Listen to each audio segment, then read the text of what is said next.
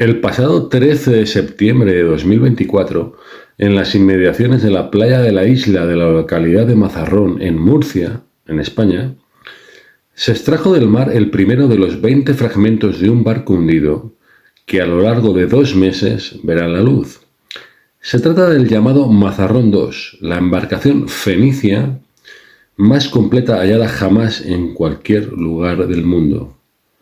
Vamos a analizar pormenorizadamente qué sabemos de este Mazarrón II. Acompañadme.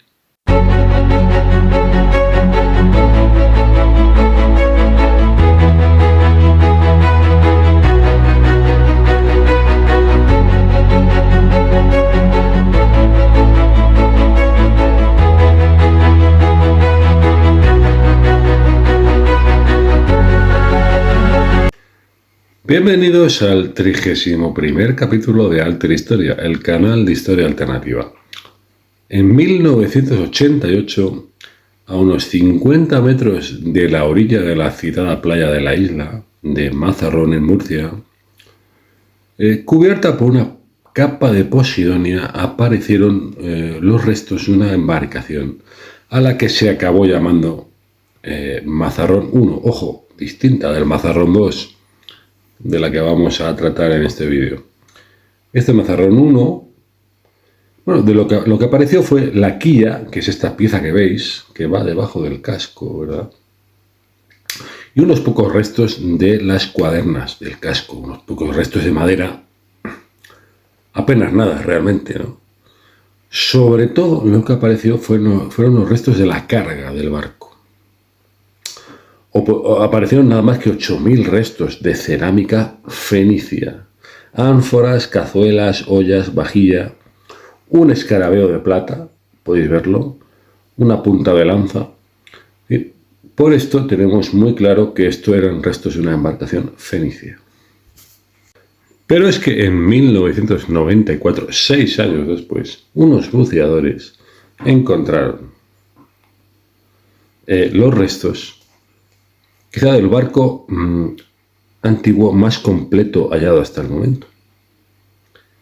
Desde luego del barco fenicio más completo hallado hasta el momento, que es el que se acabó llamando Mazarrón II.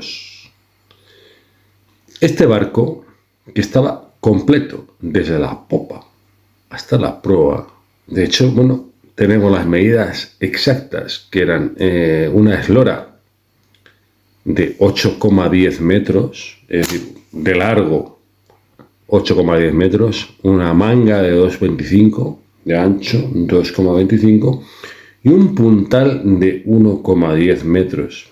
Bien, las cuadernas del casco, la madera de las cuadernas del casco estaba hecha de madera de higuera y de pino. Bien, la carga que apareció alrededor de este Mazarrón II estaba compuesta principalmente por unas piezas en forma de torta, digamos, circulares en forma de torta, de litargirio o litargita. Este material es un tipo de óxido de plomo que es el resultado del proceso de separar el plomo de la plata. Bien, esto es importante, luego lo veremos. Estamos hablando de aproximadamente 2.820 kilos de este litargirio. Nada menos. Bueno, además apareció un molino de plomo, algún resto cerámico, poca cosa, un anillo, el ancla, que estaba hecha de madera y plomo, en un perfecto estado. De hecho, es una... ahora mismo se considera un rara avis en su género, de este tipo de ancla de barcos de la antigüedad.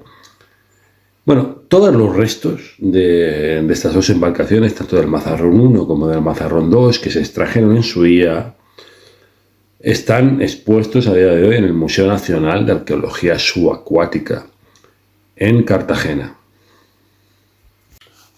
Bien, hay que decir que los dos barcos, muy posiblemente, cuando se hundieron, iban juntos. Es lo más probable. Ambos han sido fechados, los restos de la carga de ambos barcos, los restos que quedan de ambos barcos han sido fechados en el siglo VII a.C., ambos dos.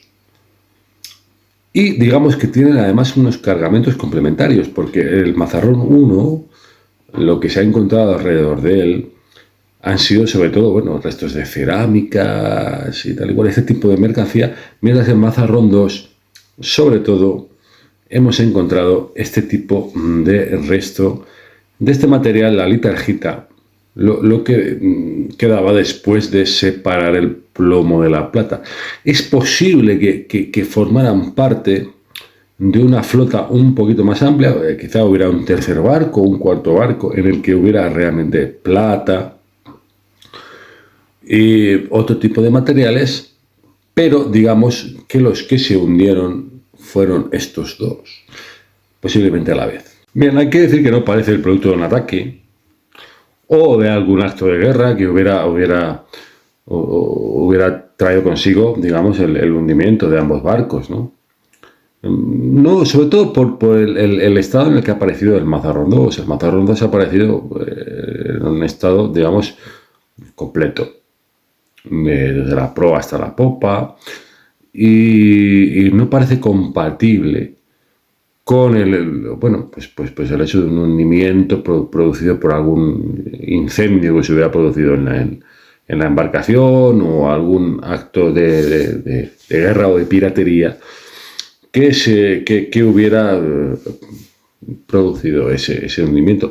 Parece más bien producido por algún tipo de tormenta de la que esos mismos barcos se hubieran intentado refugiar en este lugar que está muy cercano a un yacimiento que se conoce como la Punta de los Gavilanes, que era, al parecer, un pequeño enclave comercial ya en la época, un pequeño enclave comercial fenicio, que está datado por lo menos hasta un siglo más tarde, hasta el siglo VI antes de Cristo. Este yacimiento de la Punta de los Gavilanes es un pequeño enclave fenicio, y quizá ambos barcos pudieran haber intentado, ambos barcos y quizá alguno más de la flota, pudiera haber intentado refugiarse en este pequeño puerto fenicio de la Punta de los Gavilanes, y aún así no hubieran podido evitar el hundimiento debido a esta tormenta o a esta situación en la que ellos se hubieran encontrado, pero realmente no parece el resultado de un acto de guerra. Bien, ¿qué ruta podrían haber estado siguiendo estos barcos fenicios? Bueno, tenemos en los alrededores de Mazarrón el yacimiento de Viáricos de la antigua Varia, en la actual provincia de Almería, que desde este preciso siglo VII a.C. era, parece ser, un enclave bastante firme del comercio fenicio. Tenemos también, por supuesto, la isla de Ibiza, que también desde este siglo VII a.C. Sería otro enclave comercial firme de los fenicios. Digamos que estas son las pistas más evidentes, ¿no? Pues la comunicación entre Varia y la isla de Ibiza es una de las pistas en las que tenemos que fijarnos, ¿no? En estos alrededores, además, en la época, tenemos las colonias fenicias de Abdera, la actual Adra, en Almería, de Malaca, la actual Málaga, Sexi, la actual Almuñécar, o Rusadir, la actual Melilla. Es decir, no nos faltan colonias fenicias ya en este siglo VII a.C. Por supuesto, anteriormente a esto, incluso más principales que todas estas, serían Gadir.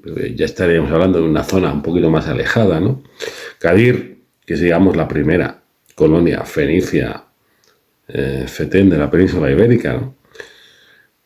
Que según la mitología habría sido fundada 80 años después de la guerra de Troya, y después hablaremos de la guerra de Troya y la fecharemos, esta colonia de Gadir. Cartago, por supuesto, Cartago en lo que es el actual Túnez. Digamos, pero bueno, ya estaremos hablando de colonias un poquito más alejadas de esta zona, ¿no? Pero bueno, que puede tener su... Lo que no tendríamos que tener en cuenta es Cartago Nova, digamos, lo que se conoció después como Cartago Nova, lo que es hoy día Cartagena, porque esta fue fundada bastante después, en el siglo III antes de Cristo.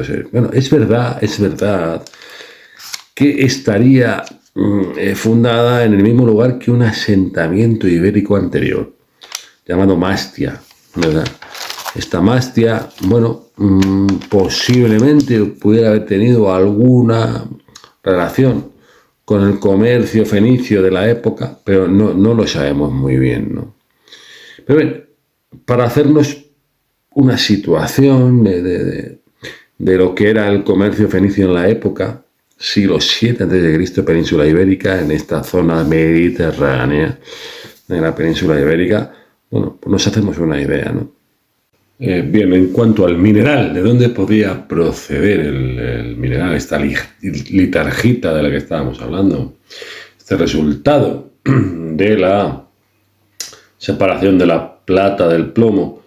Bien, muy probablemente estaremos hablando posiblemente de lo que hoy se conoce como la Sierra Minera de Cartagena-La Unión, ¿no? Estos 26 kilómetros de costa que estáis viendo en el mapa, entre Cartagena y el Cabo de Palos, bien, en el cual, pues, en la antigüedad habría unas minas de plata y de plomo, precisamente. Es decir, es que cuadra perfectamente toda la situación, ¿verdad?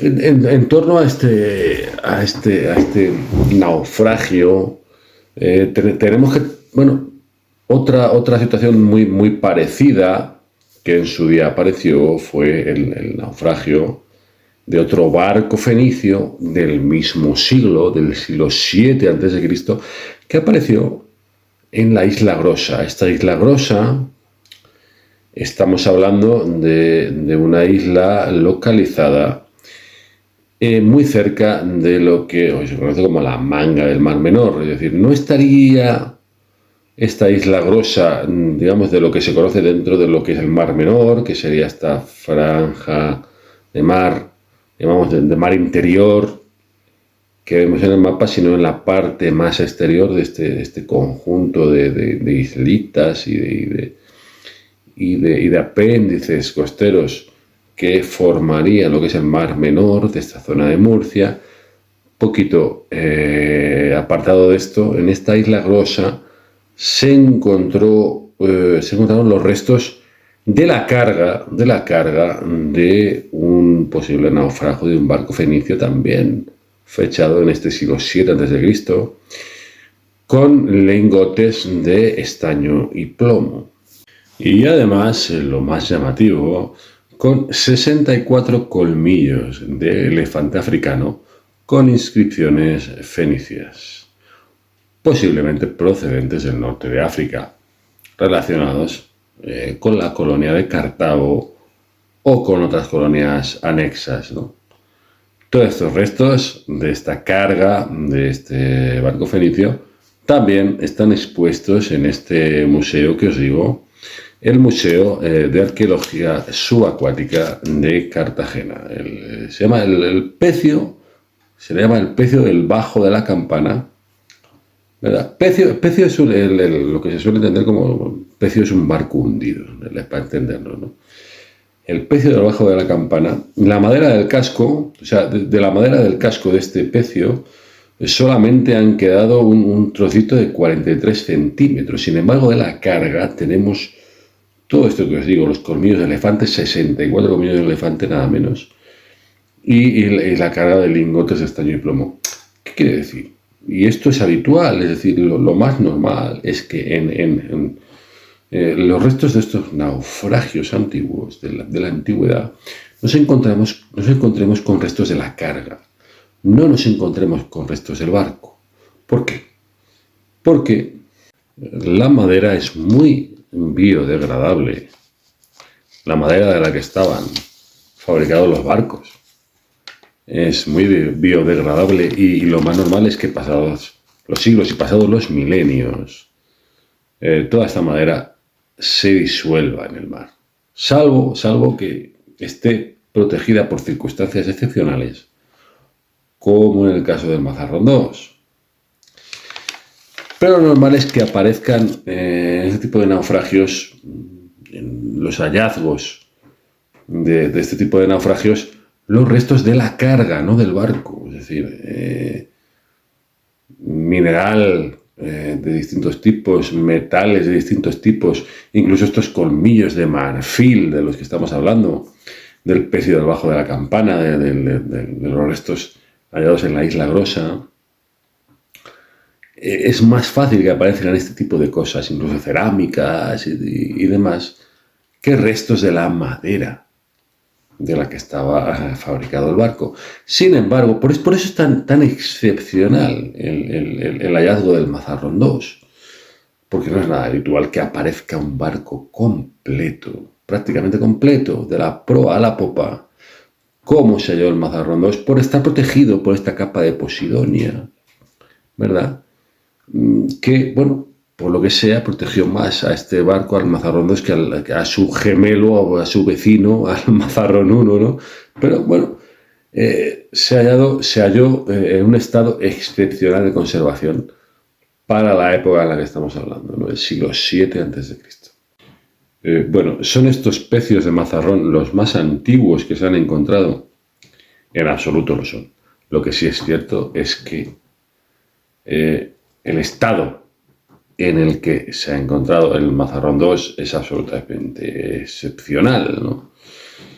Porque lo normal es encontrar restos de la carga, como os digo, de los barcos y no demasiados restos del armazón del barco en sí, ¿no?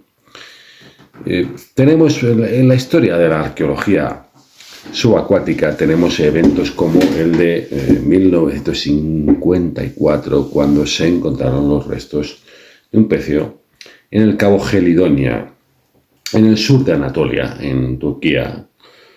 Restos de un naufragio, digamos, de la edad del bronce tardía, aproximadamente fechados en el 1200 a.C. Todo esto por la carga, ¿no? Que se encontró, digamos, en una zona muy concreta del fondo marino próximo a este cabo Gelidonia, ¿no? Muy cercano a este lugar, en 1982, se encontró también el pecio, el que se conoce como pecio de Uluburun.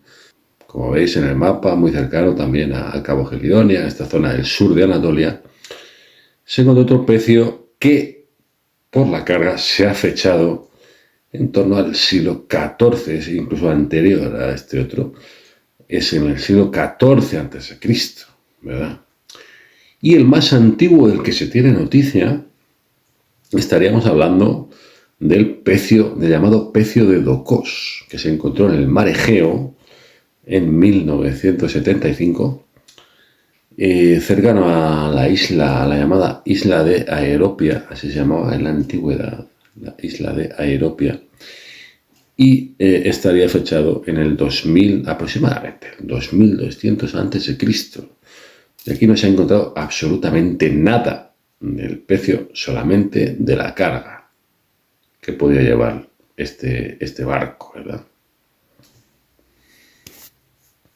Bien, en este mismo 2024 yo he leído la noticia de que se había encontrado los restos del barco más antiguo jamás localizado en el mar, ¿no? Que se habría encontrado a unos 90 kilómetros de la costa de Israel y que estaría fechado hace 3.300 años, es decir, aproximadamente en el 1300 a.C. Esto es falso, evidentemente. Ya hemos visto el caso del pecio de Dokos, que estaría fechado aproximadamente en el 2200 a.C., o el mismo pecio de Uluburun, que estaría fechado también en esta misma época, en el siglo XIV a.C. estaríamos hablando un poco de sensacionalismo, que se ocurre mucho, las noticias de arqueología, las noticias de historia, los medios digitales, pero no solo digitales, también en medios escritos, periódicos tradicionales o incluso radio, televisión, etcétera, por buscar un poco el sensacionalismo, el clic y demás. Bueno, no estaríamos hablando de este descubrimiento hecho público en este 2024 del pecio más antiguo jamás encontrado, ¿no? No quiere decir que no tenga importancia, por supuesto la tiene, esto es una antigüedad bastante grande. Veremos las noticias que aparezcan a partir de ahora, es un descubrimiento muy reciente. Sí que tiene cierta importancia por el hecho de la distancia de la costa, es decir, en 90 kilómetros de la costa estamos hablando de que, claro, en esta época de la Edad del Bronce, finales de la Edad del Bronce, se tiene la idea más o menos de que la navegación era costera, lo que se conoce como navegación de cabotaje, ¿no? Sin separarse mucho de la costa. Y esta distancia de 90 kilómetros, pues bueno, sería algo excepcional, aunque esto de que daría mucho para discutir, ¿no? Esto de que la navegación en esta época solamente era costera, daría para otro vídeo, pero no voy a entrar en eso ahora. Bien, para encontrar barcos incluso más antiguos que este de la isla de Dokos, de la isla griega de Dokos, de la antigua Aeropia que hemos citado, ya nos tendríamos que ir a lo que se conoce como barcos funerarios, barcas sagradas, barcos rituales, o en Egipto lo que se conoce como las barcas solares, que de las 4 maneras lo podréis encontrar si hacéis una búsqueda en internet, ¿verdad? Que encontramos varios ejemplos en diversos lugares del mundo. El más famoso de todos ellos es el que se conoce como la barca funeraria de Keops, que a saber si era de Keops, ¿verdad? Para que entendáis de lo que estamos hablando, no estamos hablando del barco que se encontró muy cercano a la Gran Pirámide, también llamada de Keops, ¿verdad? Enterrado en un foso a los pies de esta Gran Pirámide de Giza, que como mínimo, estaría fechado, ¿verdad? Una fecha aproximada del 2500 a.C., ¿verdad?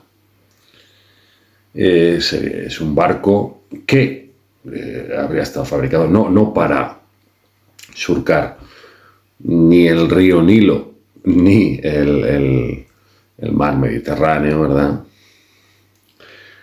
Ni el Mar Rojo, sino, digamos que, bueno, pues para simbolizar un tipo de viaje ritual, de lo que fuese, que sobre eso se podría hablar muchísimo y no voy a entrar ahora mismo en ello, ¿no?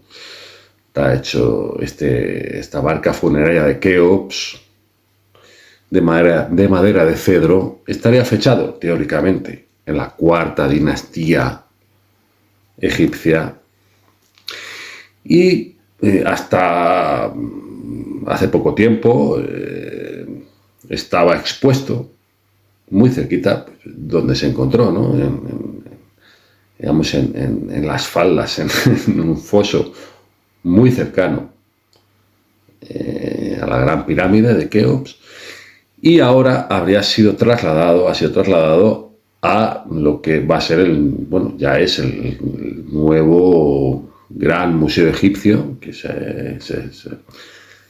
ha instalado en Giza, precisamente, esta localidad cercana al Cairo, donde están las 3 principales pirámides, las grandes pirámides, las llamadas de Keops, Kefren y Mykerinos, Que bueno, hasta ahora pues se decía que se iba a abrir en 2024, parece ser que no va a ser para 2024, veremos para 2025 cuando se hace ya, se va a hacer la apertura oficial, definitiva, de este nuevo gran museo egipcio, que hasta ahora estaba ubicado en el Cairo y ahora lo han trasladado aquí a Giza.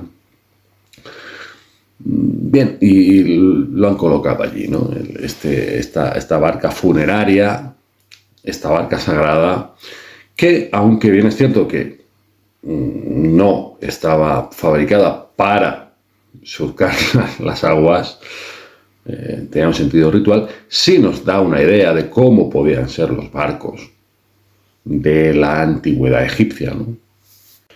Vemos aquí imágenes de esta barca funeraria de Keops, que es un material arqueológico de primera magnitud, como lo es también el Mazarrón II, sin ninguna duda. Vamos a ir un poco con los barcos fenicios. Los barcos fenicios o los barcos de Biblos, como los llamaban los antiguos egipcios. Sí, sí. O, bueno, barcos de Biblos o de Tiro o de Sidón, porque, bueno, estas eran las principales ciudades fenicias, ¿no? Los fenicios, los rojos o los púrpuras, fenicio viene de una palabra griega que significa precisamente esto, ¿no? Rojo, púrpura. Esto de la púrpura relacionada con los fenicios, hablábamos precisamente en el anterior capítulo de este canal, en el que hablábamos de los aborígenes canarios. ¿Qué tienen que ver los aborígenes canarios con la púrpura de los fenicios? Bueno, pues lo podéis ver en este vídeo que os dejo aquí en esta ventanita, o también lo podéis encontrar debajo de la descripción de este mismo vídeo. Bien, como digo, los fenicios, que así les llamaban los griegos, sin embargo ellos a sí mismos se llamaban los Kenani, los cananeos, ¿verdad? Esto nos suena un poco de la Biblia, ¿verdad? Los cananeos. Bueno, estos eran los fenicios. Los barcos fenicios, había dos principales tipos de barcos fenicios. Unos eran los golá, que en griego se llamaban gaulos.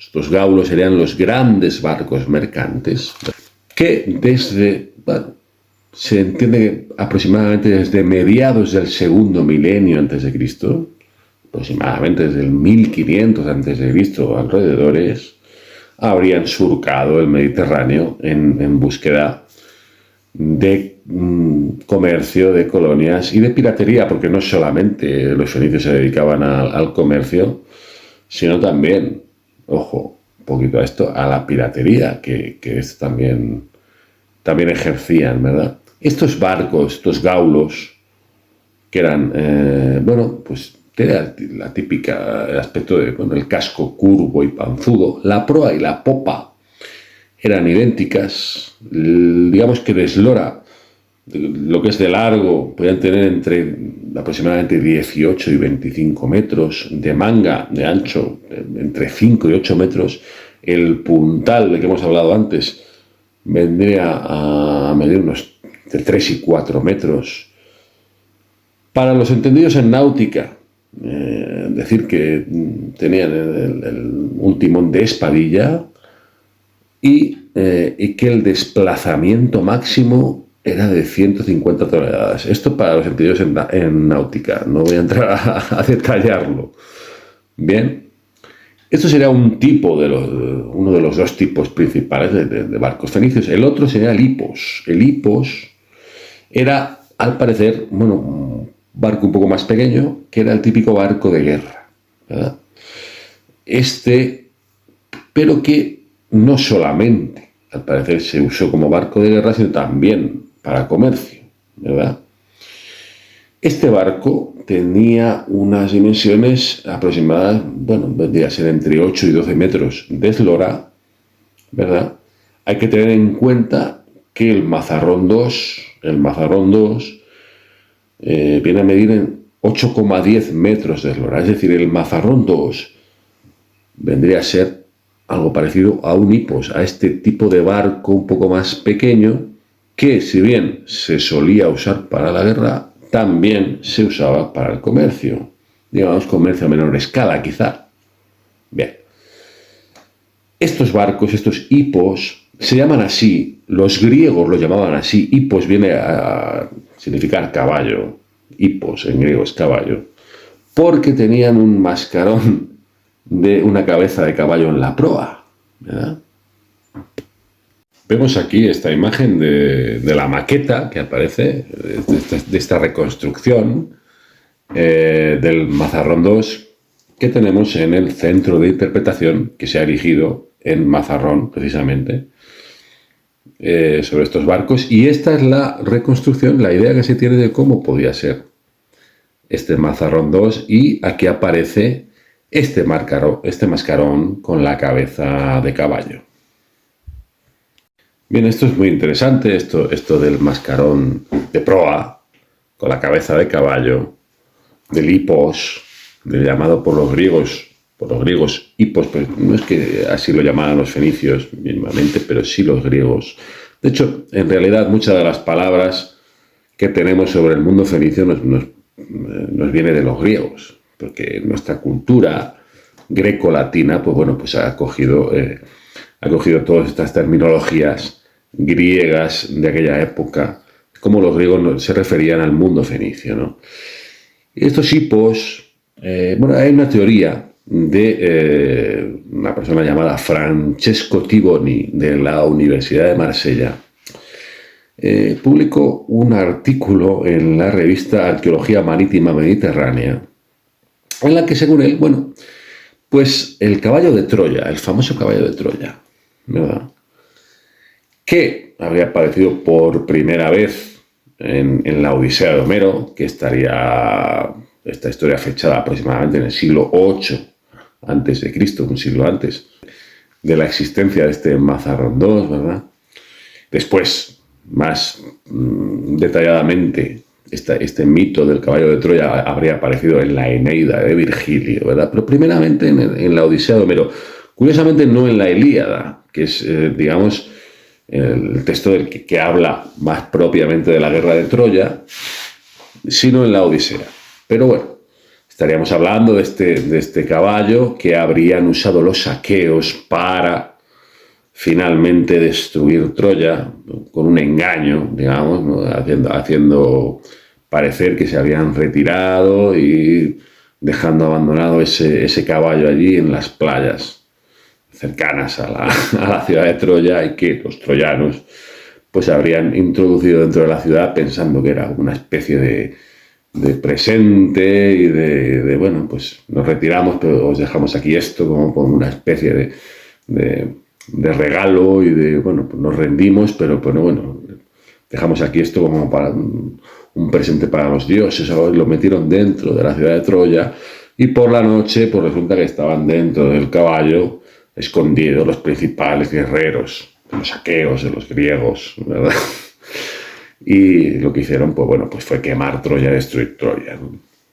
Bueno, pues esta historia, según Francesco Tivoni, habría estado mal traducida, porque, claro, en la Odisea y en la Eneida y en el resto de textos antiguos se habla del hipos, del caballo de Troya, le llaman hipos. Y claro, él dice, no, es que está mal traducido, no estaríamos hablando de un caballo, sino de un barco de este tipo, este tipo de barco fenicio, un barco de guerra. Fijaos qué teoría tan interesante. Estarían diciendo, no era un caballo, sino un barco con un mascarón de proa en forma de cabeza de caballo, un hipos, que era cómo se referían los griegos a ese tipo de barco de guerra de origen fenicio. Y este sería el origen del mito, el sentido del mito, que los griegos habían dejado uno de los barcos que habrían usado para invadir Troya, lo habrían dejado allí como engaño, bien, en el cual dentro del cual se habrían escondido los guerreros aqueos, los guerreros griegos, para destruir posteriormente Troya. Es una teoría interesantísima, aunque bien hay que decir que, bueno, yo he encontrado, por ejemplo, estáis viendo esta ilustración, esto es el vaso de Miconos, lo que se conoce como el vaso de Miconos. Esto está fechado en el siglo VII a.C., es decir, solo un siglo después de cuando se entiende que podría haber sido redactada la Odisea de Homero, aunque bien es cierto que la Odisea puede estar basada también en tanto la Ilíada como la Odisea, evidentemente, en mitos anteriores y en textos incluso anteriores que esto. Pero aquí vemos esta ilustración de un caballo donde vemos además a estos personajes que estarían escondidos. Veis las cabezas de estos personajes que están escondidos dentro del caballo, ¿no? Entonces, digamos que desde muy pronto, en todo caso, la interpretación que los mismos griegos, dentro del ámbito cultural griego, se habría dado a este mito del caballo de Troya habría sido de que era realmente un caballo. Es decir, yo por eso, bueno, la teoría de este Francesco Tivoli la pongo un poco en cuarentena, sobre todo por esta ilustración, ¿no? Por este vaso de Miconos, ¿verdad?, que tenemos, que me parece un detalle bastante significativo, ¿verdad? Una guerra de Troya que, por cierto, bueno, de haber existido, de haberse producido, que parece que sí, o por lo menos que sí que debió de haber algo debió haber detrás de esta guerra de Troya, algo realmente histórico. Podría haber ocurrido entre el siglo XIII y el siglo XII a.C. Digamos que hay, bueno, hasta cierto punto cierto consenso con estas fechas, aunque vaya usted a saber, ¿no? Siglo XIII, siglo XII a.C. Decíamos antes, bueno, sobre la implantación fenicia en la península ibérica. Decíamos que Gadir, evidentemente, actual Cádiz, tendría que ser, más o menos, habría sido, digamos, la primera colonia fenicia ibérica, por lo menos que tengamos noticia, muy probablemente. Y digamos que al menos la mitología en torno a la fundación de Gadir habla de que habría ocurrido esta fundación 80 años después de la guerra de Troya. Es decir, estaríamos hablando en este espacio temporal aproximadamente siglo XIII, siglo XII, quizá siglo XI antes de Cristo. Hasta ahí tendríamos que retrotraernos para la implantación fenicia en la península ibérica, nada menos, ¿no? Bien, este Mazarrón II, como os decía al principio, ha sido cortado en 20 fragmentos, que a partir del pasado 13 de septiembre están siendo emergidos uno a uno a la superficie. Se calcula que estos trabajos durarán aproximadamente unos 2 meses, es decir, que probablemente en noviembre, este vídeo va a salir a primeros de octubre de este 2024, probablemente en noviembre ya, digamos que hayan emergido ya los 20 fragmentos, la totalidad del Mazarrón II. Lo último será la quilla, que es el fragmento más grande. Y, bueno, a partir de entonces se trasladarán al Museo Nacional de Arqueología Subacuática de Cartagena, del que ya hemos hablado, y posiblemente, digamos que estaríamos hablando de unos plazos, se dice, de unos 4 años, que se tardaría en restaurar, en volver a ensamblar y restaurar, y finalmente mostrar la nave al público en este museo de Cartagena, o bien en un museo que se adecue en el mismo Mazarrón exprofeso, para mostrar estos restos del Mazarrón II y también los restos del Mazarrón I, que a día de hoy están expuestos en este Museo de Cartagena. En el Museo de Cartagena, del que os hablo, a día de hoy están expuestas la carga, tanto la carga del Mazarrón I como del Mazarrón II, que ya fueron extraídas de las aguas del Mediterráneo en su día, ¿no? Y el único pequeño fragmento del armazón del Mazarrón I que pudo rescatarse, que se conservó. Todo eso está expuesto a día de hoy en el Museo de Arqueología Subacuática de Cartagena, que es donde se van a realizar los trabajos para la restauración de este Mazarrón 2 y que posiblemente, pues bueno, estaríamos hablando de unos 4 años, ya 2028, 2029, no mucho, para que podamos visitar lo que será la reconstrucción del único barco fenicio que se ha encontrado íntegro en el Mediterráneo y en cualquier otro mar, ¿no? Esto digamos que tiene para mí, bueno, para mucha otra gente, un interés arqueológico excepcional. Y nada más, espero que os haya gustado el vídeo, que os haya interesado. Comentadme lo que os parece en la cajita de comentarios. Así que os quería pedir que, bueno, ya hice en su día un vídeo de preguntas y respuestas, así que os pido que si tenéis, bueno, pues preguntas para hacer este vídeo de preguntas y respuestas, tenéis preguntas que queráis hacer o teorías vuestras sobre cualquier momento y sobre cualquier situación histórica, pues podéis plantearlas también en la cajita de comentarios, que bueno, cuando haya suficientes y tal, elegiré algunas y haré otro vídeo de preguntas y respuestas. Como digo, comentad lo que queráis, darle al like, darle a me gusta si os ha gustado el vídeo, suscribiros al canal, que es totalmente gratuito, compartid el vídeo si bueno, conocéis a alguien que le pueda interesar este tipo de temas. Y si queréis apoyar este canal de una manera especial, económicamente, pues tenéis varias opciones. Una de ellas es la membresía. En la pestañita que dice unirme, bueno, pues ahí tenéis una membresía que he llamado Alter Mecenas, que bueno, se puede apoyar al canal haciéndose miembro por una cantidad de 1,99 euros al mes, euros o la moneda del país en el que vosotros estéis, el equivalente a esta cantidad.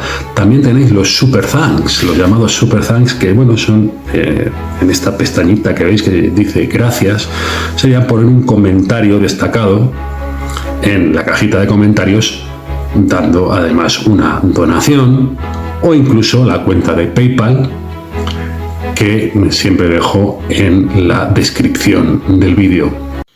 Y nada más, me despido hasta el próximo capítulo de Alter Historia.